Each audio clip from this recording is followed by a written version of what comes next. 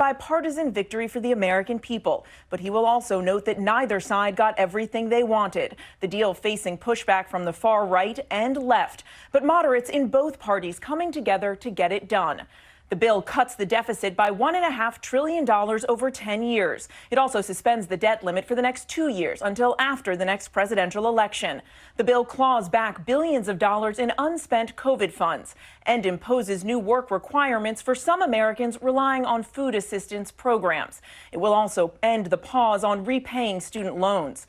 Conservatives, though, are furious with House Speaker Kevin McCarthy, saying the cuts he agreed to didn't go far enough. Progressive Democrats are upset, too, saying the cuts, especially those to food assistance, went too far. But still, the president tonight hailing this deal as a big win for the country. Let's listen now to President Biden in the Oval Office. My fellow Americans, when I ran for president, I was told the days of bipartisanship were over, and that Democrats and Republicans can no longer work together. But I refuse to believe that, because America can never give in to that way of thinking. Look, the only way American democracy can function is through compromise and consensus. And that's what I work to do as your president. You know, to forge bipartisan agreement where it's possible and where it's needed. I've signed more than 350 bipartisan laws thus far in just 2.5 years, including an historic law that rebuilding America so that we can rank #1 in the world in infrastructure instead of where we're ranked now, number 13 in the world. Another historic law, rebuilding our manufacturing base so that we'll lead the world once again in making semiconductor chips so much more and so many more sophisticated ones. And now, a bipartisan budget agreement. This is vital because it's essential to the progress we've made over the last few years is keeping full faith and credit of the United States of America and passing a budget that continues to grow our economy and reflects our values as a nation. That's why I'm speaking to you tonight, to report on the crisis averted and what we're doing to protect America's future. Passing this budget agreement was critical. The stakes could not have been higher. If we had failed to reach an agreement on the budget, there were extreme voices threatening to take America for the first time in our 247-year history into default on our national debt. Nothing would have been more irresponsible. Nothing would have been more catastrophic. Our economy would have been thrown into recession. Retirement accounts for millions of Americans would have been decimated. 8 million Americans would have lost their jobs. Default would have destroyed our nation's credit rating, which would have made everything from mortgages to car loans to funding for the government much more expensive. And it would have taken years to climb out of that hole. And America's standing as the most trusted, reliable financial partner in the world would have been shattered. So, it was critical to reach an agreement. And it's very good news for the American people. No one got everything they wanted, but the American people got what they needed. We averted an economic crisis, an economic collapse. We're cutting spending and bringing the deficits down at the same time. We're protecting important priorities from Social Security to Medicare to Medicaid to veterans to our transformational investments in infrastructure and clean energy. I want to commend Speaker McCarthy. You know, he and I, we and our teams, we were able to get along, get things done. We were straightforward with one another, completely honest with one another, respectful with one another. Both sides operated in good faith. Both sides kept their word. And I also want to commend other congressional leaders. House Minority Leader Jeffries, Senate Majority Leader Schumer, Senate Minority Leader McConnell. They acted responsibly and put the good of the country ahead of politics. The final vote in both chambers was overwhelming, far more bipartisan than anyone thought was possible. So I want to thank the members of Congress who voted to pass this agreement, which I'm going to sign tomorrow and become the law. So here's what the deal does. First, it cuts spending. And over the next 10 years, the deficit will be cut by more than $1 trillion. And that will be on top of the record $1.7 trillion. I already cut the deficit in my first 2 years in office. And it's clear we're all on a much more fiscally responsible course than the one I inherited when I took office 4 years ago. When I came to office, the deficit had increased every year the previous 4 years. And nearly $8 trillion was added to the national debt in the last administration. And now we're turning things around. And that's good for America. You know, my dad used to have an expression. He said, Joey, don't tell me what you value. Show me your budget. I'll tell you what you value.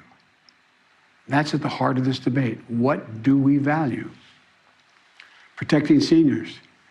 You may remember during my State of the Union address, there was a spirit exchange between me and a few Republicans spontaneously occurring on the floor of the House of Representatives.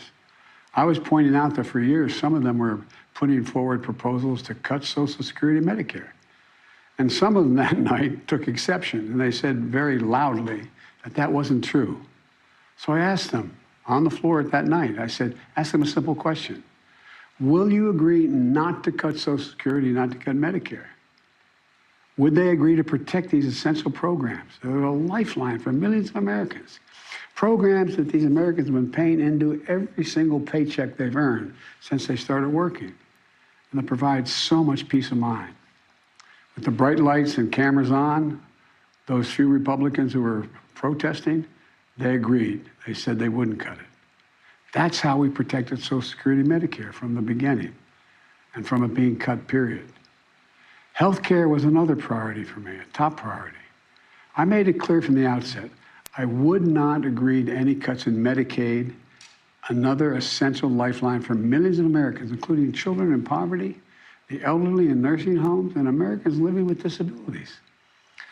The original House Republican proposal would have cut health care for up to 21 million Americans on Medicaid.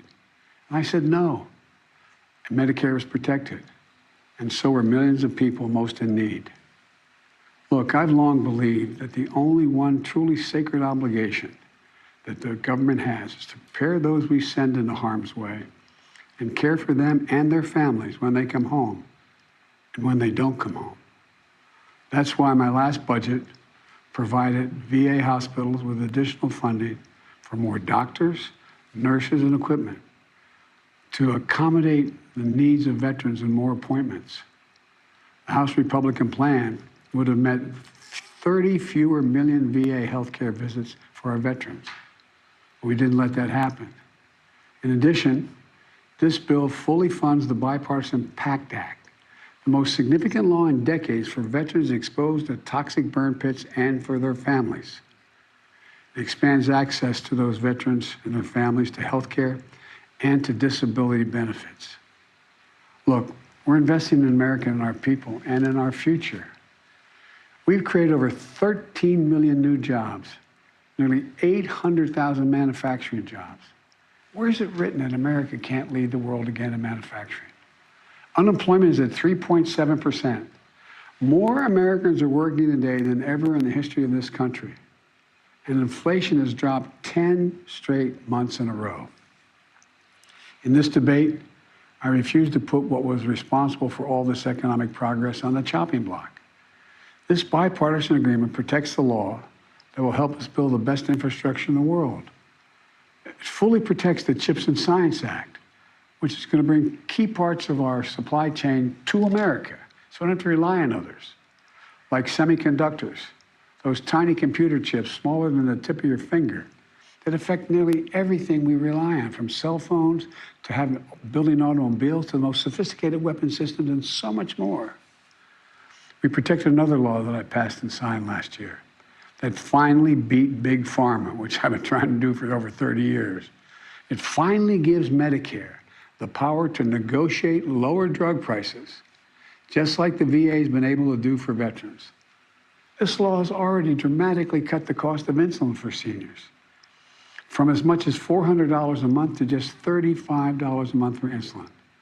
Negotiating lower drug prices not only saves seniors a lot of money, it saves the country a lot of money. $160 billion that's not having to be paid out because drug prices are more rational. We pay the highest drug prices of any industrial nation in the world, and it's just the beginning. You know, we also protected the most significant breakthrough ever in dealing with the existential threat of climate change. Today, new wind and solar power is cheaper than fossil fuel. Since I've been in office, clean energy and advanced manufacturing have brought in $470 billion in private investments. It's going to create thousands of jobs, good-paying jobs, all across this country, and help the environment at the same time. Remember, at the beginning of this debate, some of my Republican colleagues were determined to gut the clean energy investments. I said, no, we kept them all. And there's so much more to do. We're going to do even more to reduce the deficit. We need to control spending if we're going to do that.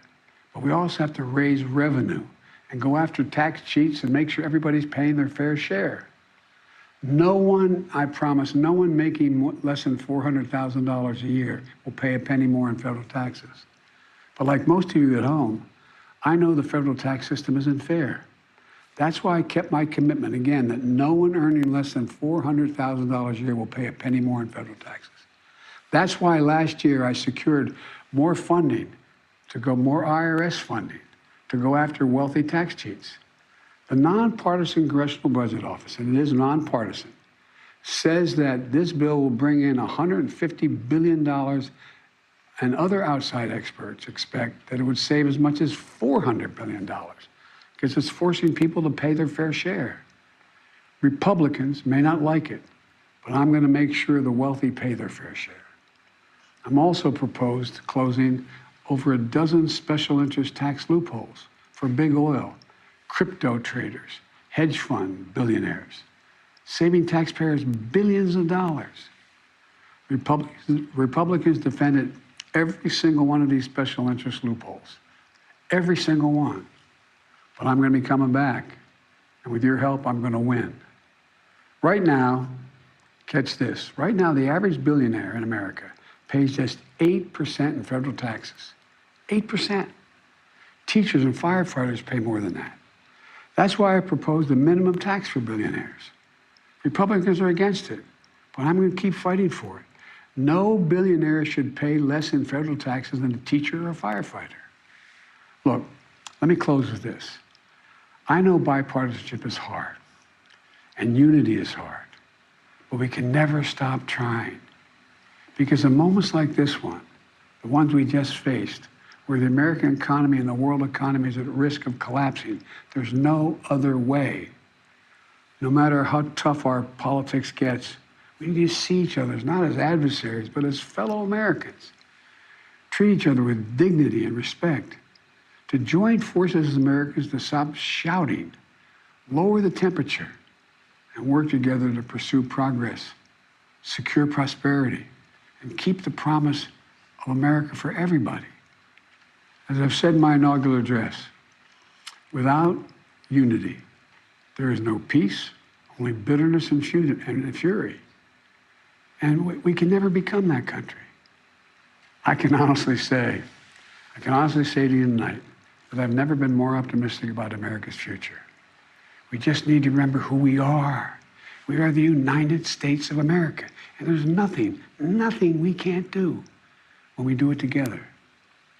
So thank you all for listening, taking the time tonight to listen to me. May God bless you all, and may God protect our troops. Thank you. And there you have it. President Biden clearly eager to get the final word in here on this debate. The president touting this bipartisan bill, emphasizing the critical need for cooperation across the aisles, saying the only way democracy can function is by working together. The president declaring the stakes could not have been higher here, saying a failure would have been catastrophic to the economy, throwing the economy into a recession and risking millions of lives. And while he did praise the Republican speaker, a kind of outreach across the aisle that we don't often see here in Washington, he also made sure to tout his own wins, including protecting seniors, Medicare and Social Security, veterans, and the environment. Biden trying to make the case to voters that he can succeed in reaching across the aisle and scoring wins for his party. I want to bring in ABC's Rachel Scott. She's at the White House tonight. And Rachel, you have been following every twist and turn of this fight. The president tonight clearly touting his role here, but Speaker McCarthy is also trying to claim victory here, even though the bill in the House received more support from Democrats than Republicans.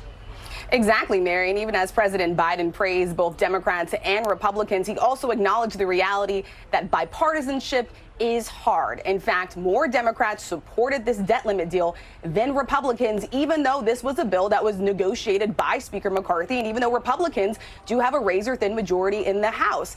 In the end, 107 Republican members of Congress voted against this deal. Neither side got everything they wanted here. In fact, the president didn't even want to negotiate around a debt limit deal at all. But tonight, both leaders, President Biden and Speaker McCarthy, praising this as a victory for the country, not necessarily any one party, because the consequences would have been catastrophic, Mary. And bipartisanship is hard, the president making that clear. But this bill means that we won't actually see another fight like this over the debt limit until after the next presidential election. But Rachel, there is still another big spending fight that's just a few months away. The next political fight just around the corner, and it will start heating up in September when Congress has to fund the government. In these bitterly divided times, each party is using these sort of must-do items in Congress as a way to try to score some political wins here. But as for the debt limit, that fight will not happen until after the next presidential election, Mary. That fight put off at least another 2 years, but it doesn't mean that we are out of the woods just yet on these kinds of fights. All right, Rachel Scott at the White House tonight, thank you. Our coverage continues on ABC News Live and abcnews.com. We now return you to your regular programming. For some of you, that is World News Tonight with David Muir. I'm Mary Bruce in Washington. Good night. This has been a special report from ABC News.